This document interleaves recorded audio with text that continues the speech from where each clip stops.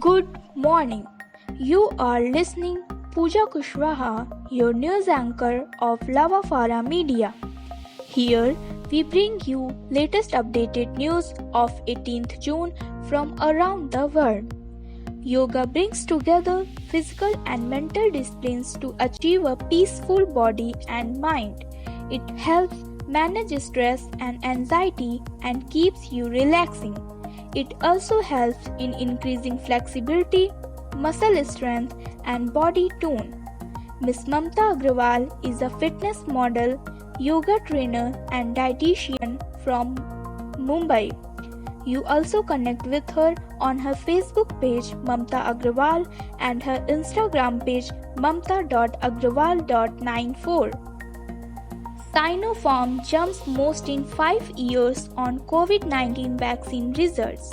Using a killed version of the coronavirus, the vaccine developed by Sinopharm is among 5 Chinese experimental shots that have reached the crucial final stage of human testing before they can be approved for public use. CORVAX coronavirus vaccine cleared for human trials in Germany. CORVAX product is based on an unproven but promising area of pharmaceutical development known as messenger RNA, in which the vaccine teaches the body's cells to identify and attack the virus.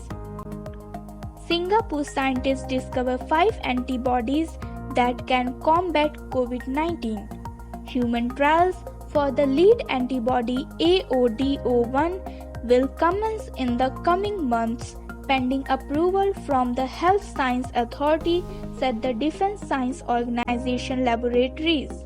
The Defense Science Organization Laboratories said that its scientists have screened hundreds of thousands of B cells, the cells that produce antibodies to target pathogens, from the blood sample of recovered COVID-19 patients since March this year. New Zealand military to oversee quarantine facilities after new COVID-19 case. New Zealand on Wednesday said the Defence Force will now oversee the country quarantine facilities and strengthen border requirement after a slip-up allowed 2 people with coronavirus to move around the country. Prime Minister Jacinda Ardern said she was appointing the Assistant Chief of Defence Air Commodore Digby Webb to oversee all quarantine and to manage isolation facilities, including the process of exiting people these facilities. Ladakh clash evokes memories of China's brutal killing of Soviet troops in 1969.